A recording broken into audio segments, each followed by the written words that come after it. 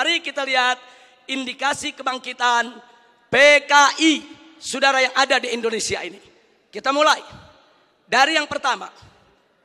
Kita semua sama tahu ada kelompok yang begitu ngotot menuntut pencabutan TAP MPRS nomor 25 tahun 1966. Kalau TAP MPRS ini dicabut, yang diuntungkan adalah keluarga besar PKI. Ini indikasi, saudara. Enggak mungkin yang bukan PKI menuntut pencabutan daripada TAP MPRS tersebut. Karena kalau TAP MPRS nomor 25 tahun 66 dicabut, yang untung bukan umat Islam, yang untung bukan tentara, yang untung bukan polisi, bukan, yang untung bukan negara, yang untung adalah kader-kader PKI. Nah, sekarang yang kedua, saudara, sebelum tahun 1998, sejarah pengkhianatan PKI di Madiun 1948 maupun G30S PKI 1965 itu tercantum, diceritakan dalam sejarah Indonesia, masuk dalam kurikulum. Jadi dari tahun 1965 sampai 1998, sejarah pengkhianatan PKI merupakan bagian daripada kurikulum pendidikan untuk pelajaran sejarah Indonesia. Tapi begitu masuk reformasi 98, saudara, pelajaran tentang pengkhianatan PKI baik di Madiun 1948 maupun G30S PKI 1965 dihapuskan dari kurikulum pendidikan. Saya bertanya-tanya, siapa ini manusia yang punya kekuatan bisa menghapus materi pengkhianatan PKI dari kurikulum? Ini bukan seorang biasa, saudara. Dia punya kekuatan politik, dia punya kekuatan ekonomi, dia punya kekuatan sosial. Kalau hanya rakyat jelata biasa, nggak mungkin dia bisa menghapus daripada pelajaran pengkhianatan PKI dari kurikulum pendidikan Indonesia, saudara. Dan dampaknya serius. Sejak tahun 98 sampai hari ini, saudara. Sampai hari ini, saudara, apa yang terjadi? Yuk mari kita lihat, saudara. Anak-anak SD, SMP, SMA yang di tahun 98, saudara, baru mulai mencicipi sekolah, mereka nggak dapat lagi pelajaran tentang pengkhianatan PKI. Jadi dari tahun 98 sampai hari ini, generasi muda kita yang umurnya sekitar 25 sampai 27 tahun, mereka nggak tahu apa dan bagaimana PKI, saudara. Saudara, ini kurikulum ini penting. Kurikulum ini membentuk daripada ideologi bangsa. Kurikulum ini membentuk pemikiran filsafat bangsa. Kalau sudah dihapuskan dari kurikulum, jangan kaget kalau anak-anak muda kita saat ini umur 20-an, saudara, 25 atau 27 ke bawah, tidak ada yang tahu PKI. Bahkan mereka merasa bangga pakai kaos dengan gambar Palu Arit karena ketidaktahuan mereka, saudara. Sebelum tahun 98, saudara, televisi nasional khususnya TVRI setiap tanggal 30 September selalu memutar ulang film tentang pengkhianatan G30S PKI. Hingga dari Sabang sampai Merauke, dari gunung sampai ke lembah, orang di kampung-kampung nonton film tersebut, saudara. Mereka tahu betapa biadabnya PKI, betapa zalimnya PKI, betapa pengkhianatan yang dilakukan oleh PKI. Tapi sayang sejuta sayang, setelah reformasi tahun 98 tidak ada satupun stasiun televisi sampai hari ini yang berani menayangkan kembali daripada film pengkhianatan G30S PKI, saudara. Ada apa? Siapa itu orang yang bisa nakut-nakuti televisi? Siapa itu orang yang bisa neken media televisi? Siapa itu orang yang menguasai media di kita punya negeri sampai media takut, nggak berani untuk menayangkan film itu kembali, saudara? Nah, ini fakta, ini merupakan indikasi kebangkitan PKI yang tidak terbantahkan.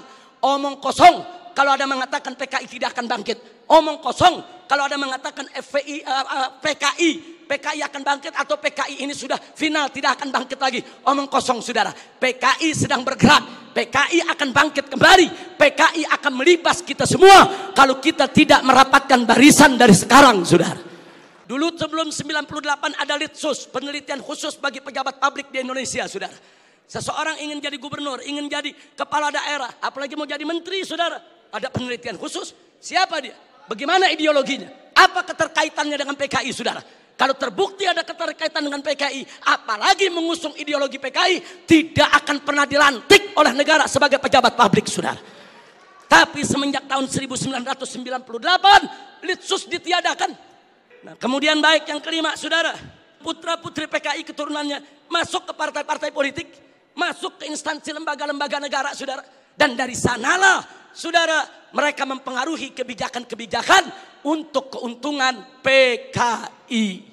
Baik, yang keenam, mari kita lihat lagi, saudara. Kita tidak boleh menutup mata. Sejak tahun 1998, begitu banyak buku-buku yang membela PKI. Dibagikan secara gratis, dijual dengan bebas di toko-toko buku, saudara. Pemerintah kita nggak mampu untuk melakukan tindakan apapun. Real, fakta, saudara. Bahkan ada satu anggota dewan, pimpinan satu komisi di DPR RI, saudara, begitu bangga mengarang buku mengatakan dengan judul "Aku Bangga Jadi Anak PKI". Nggak sampai di situ, bahkan dia karang buku lagi dengan judul "Anak PKI Masuk Parlemen". Seolah-olah dia ingin meledek semua yang anti PKI. Manusia-manusia Indonesia yang anti PKI, ada urusan apa dengan kalian? Aku bangga jadi anak PKI. Bangsa Indonesia yang anti PKI, ada apa dengan kalian benci PKI? Ada apa musuh PKI? Aku anak PKI masuk parlemen dan aku bangga menjadi anak PKI. Innalillahi wa inna ilaihi rajiun. Ini indikasi. Yang ngomong yang sebelah sana. Mari kita lihat yang nomor 7. Saudara, adanya usulan RUU KKR, Komisi Kebenaran dan Rekonsiliasi. Ini juga tidak lepas dari peran-peran untuk kepentingan PKI. Kemudian yang ke-8, bagaimana Komnas HAM, luar biasa, saudara. Berikut LSM liberal yang menjadi LSM komprador.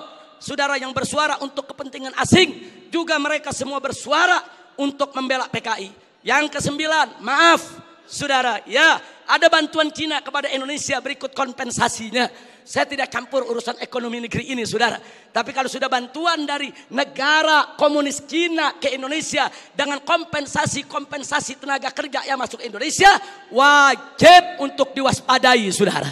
Nah, kemudian jangan lupa yang ke-10, saudara, ada beberapa parpol, bukan satu, yang terang-terangan mengirim kader-kadernya ke Republik Rakyat Cina untuk ikut pendidikan politik. Mereka dididik oleh Partai Komunis Cina, saudara.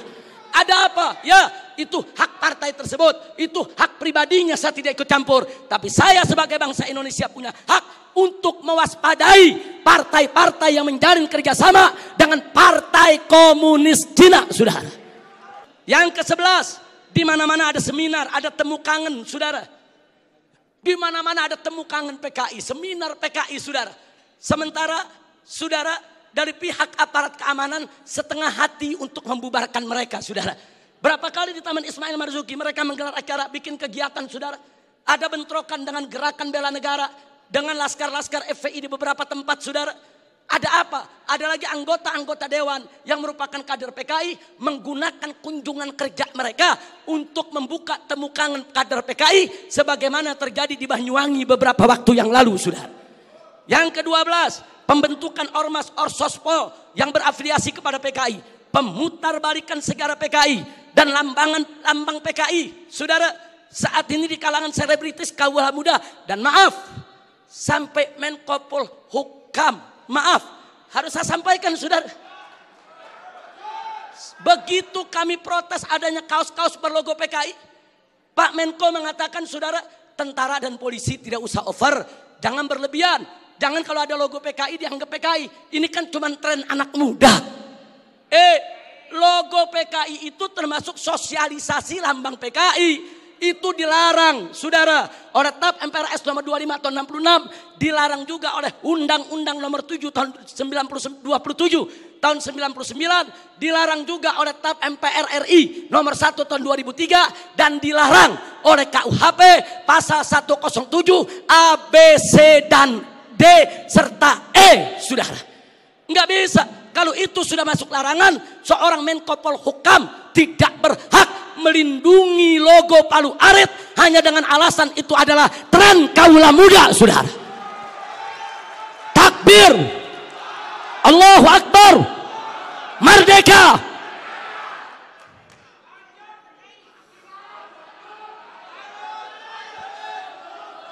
Baik, yang ke-15, saudara. Belum lama ini, saudara, ada usulan konyol penghapusan kolom agama dari KTP, saudara.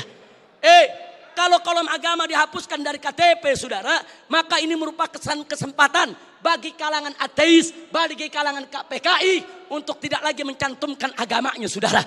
Ini berbahaya, ini merupakan indikasi kebangkitan PKI. Baik, yang ke-16, saudara. Dorongan untuk minta maaf kepada PKI. Ada apa? Saya ditanya sama wartawan, Habib Rizik, ini bagaimana sikap FPI kalau presiden sampai minta maaf kepada PKI? Saya jawab, kalau presiden ngotot meminta maaf kepada PKI, saya usul sekalian saja minta maaf sama Belanda dan Jepang. Jangan tanggung-tanggung minta maaf, saudara. Minta maaf saja. Belanda, maaf dulu pejuang kami membunuh tentara Belanda. Jepang, maaf dulu gerilyawan kami membunuh Anda. Minta saja sekalian maaf kepada Belanda dan Jepang, saudara. Belanda dan Jepang itu penjahat, saudara. Sebagaimana PKI, bukan kita yang minta maaf kepada Belanda dan Jepang. Bukan kita yang minta maaf kepada PKI. PKI yang harus minta maaf kepada bangsa Indonesia, saudara. Baik, kemudian berikut yang ke-17, saudara. Maaf, sekarang ini ada jargon revolusi mental. PDIP juga. Kalau yang dimaksud revolusi mental adalah revolusi akhlak, revolusi moral, revolusi budi pekerti, dari tidak baik menjadi baik, tentu kami dari FPI akan sangat-sangat mendukung. Tapi kalau yang dimaksud revolusi mental adalah membebaskan jiwa dari ikatan agama, membebaskan jiwa daripada aturan hukum Tuhan, sebagaimana yang pernah disuarakan oleh Karl Marx, sebagaimana di tahun 50-an pernah dikampanyekan oleh PKI. Ini jargon PKI dulu, saudara. Nah, kalau itu yang dimaksud, kami menolak istilah revolusi mental kalau hanya memberikan kesempatan kepada PKI untuk bangkit, ya kawan. 19, saudara, saat ini di beberapa karnaval, bagaimana tokoh-tokoh PKI, saudara, seperti Aidit, seperti Nyoto, saudara, itu dibawa-bawa, diusung-usung. Bahkan dalam karnaval peringatan HUT RI di Madura, saudara, di Sumatera Barat, kemudian di Jawa Timur. Ada apa kalau ini bukan indikasi kebangkitan mereka? Dan yang ke-19, saudara, maaf, beberapa waktu yang lalu juga ada simposium di Arya Duta. Saudara, ya, tujuan pemerintah baik, dimontopori oleh pemerintah, bagus tujuannya, saudara. Tapi sayang sejuta sayang, saudara, ternyata simposium tersebut, saudara, hanya menguntungkan kader-kader PKI ketimbang kader-kader bangsa Indonesia sendiri, saudara. Nah, karena itu, saudara, yang terakhir, yang ke-20, saudara. Ada jenderal PKI. Yang terakhir, saya sedih, kecewa bercampur marah. Begitu saya saksikan di ELC, saudara, Indonesia Lawyer Club, di salah satu sebuah stasiun televisi, saudara, ada tokoh yang mengatakan kalau PKI itu hanya korban. Kalau PKI itu korban, penjahatnya siapa? Kalau PKI korban, berarti penjahatnya NU, penjahatnya Banser, penjahatnya Masumi, penjahatnya tentara, penjahatnya Polri, penjahatnya negara, saudara. Nah, maka itu, saudara, ya kalau korbannya PKI, berarti penjahatnya Nahdlatul Ulama NU, berarti penjahatnya Muhammadiyah. Enaknya, saudara, umat Islam ini dianggap semua sebagai pelaku kejahatan. Ini kita tidak terima. Ke Padang Persatuan, kalau ingin simpatik kepada PKI itu urusanmu. Tapi jangan coba-coba mengatakan mereka korban. Itu akan menyinggung perasaan jutaan umat Islam di Indonesia. Baik, saudara, saya di sini tidak mau sebentar karena waktu sudah sebentar. Implikasi saya lewatkan dulu. Usulan FPI untuk simposium ini. Ayo kita kembali kepada Pancasila dan Undang-Undang Dasar 1945 yang asli, yang dijiwai Piagam Jakarta sebagaimana amanat dekret Presiden 5 Juli tahun 1959. Takbir, merdeka. Yang kedua, tolak segala perbuatan dan pemahaman ideologi yang bertentangan dengan nilai luhur ketuhanan yang Maha Esa sebagai jiwa daripada Pancasila. apapun ideologi, pemahaman dan perbuatan yang bertentangan dengan nilai luhur ketuhanan Yang Maha Esa harus kita tolak, saudara.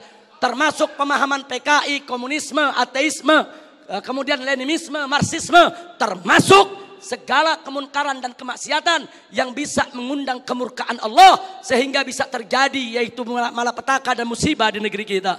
Yang ketiga, tegakkan dan laksanakan TAP MPRS nomor 25 tahun 66, Undang-Undang nomor 27 tahun 99, TAP MPRI nomor 1 tahun 2003 dan KUHP pasal 107A sampai E. Karena itu kita serukan TNI dan Polri jangan pernah ragu. Anda semua punya payung hukum untuk menindak, menutup, membubarkan setiap kegiatan PKI di seluruh wilayah NKRI ini, saudara. Kemudian yang keempat, ada 5 poin, saudara. Tolak formalisasi rekonsiliasi dengan PKI. Saudara, saya punya cerita. Di tahun yang lalu, 16 Agustus tahun 2015, kami Ormas Islam itu melakukan long march yang diikuti oleh ratusan ribu umat Islam dari Senayan, Sudirman, Tamrin sampai ke Istana. Kenapa kami gelar itu parade tauhid, saudara, dengan ratusan ribu umat Islam? Karena kami dengar dari sumber yang sangat terpercaya bahwa Presiden, saudara, berencana untuk memasukkan, saudara, item permohonan maaf kepada PKI di dalam pidato kenegaraannya. Kita melakukan demo-demo kecil dan puncaknya yaitu tanggal 16 Agustus 2015, saudara. Nah, lalu apa, saudara? Di situ umat Islam sepakat kalau Presiden Jokowi tetap ngotot meminta maaf kepada PKI atas nama negara, kami akan serukan umat Islam, saudara, dan seluruh bangsa Indonesia dari Sabang sampai Merauke, kita turun ke jalan, lengserkan siapapun presiden yang membela PKI, saudara. Takbir, merdeka. Nah, kenapa kami tolak formalisasi rekonsiliasi dengan PKI? Karena akan membuka luka lama sejarah dan bisa membuka pintu fitnah yang berbahaya. Yang ingin saya berbagi cerita, saya diundang oleh Menko Polhukam di rumahnya. Kami diajak dialog soal PKI. Saya tanyakan langsung kepada beliau, apa betul Presiden tetap akan minta maaf kepada PKI? Beliau saat itu memberikan jaminan, Habib, Presiden tidak akan minta maaf kepada PKI. Kalau sampai saya menyetujui itu, beliau tunjuk pengawalnya di sebelah Kopassus. Ini anak buah saya, Kopassus akan tembak kepala saya. Nah, terus saya tanya lagi, saudara, kepada beliau, baik, tapi saya dengar Anda dapat tugas khusus dari Presiden untuk mencari formulasi rekonsiliasi nasional berkaitan dengan PKI. Nah, beliau jawab, betul. Jadi beliau tidak menafi, saudara, betul. Saya dapat tugas bagaimana mencari formulasi rekonsiliasi kita dengan PKI. Baik, saya tanya, itu maksud rekonsiliasi itu apa, Pak? Tujuannya apa? Apa tujuannya? Oh, dikatakan supaya tidak ada dendam di antara kita, supaya kita hidup damai. Oh, kita tolak, saudara. Tidak perlu rekonsiliasi yang formal. Sebab, saudara, rekonsiliasi secara alami telah berjalan di tengah masyarakat antara PKI dengan bangsa Indonesia, saudara.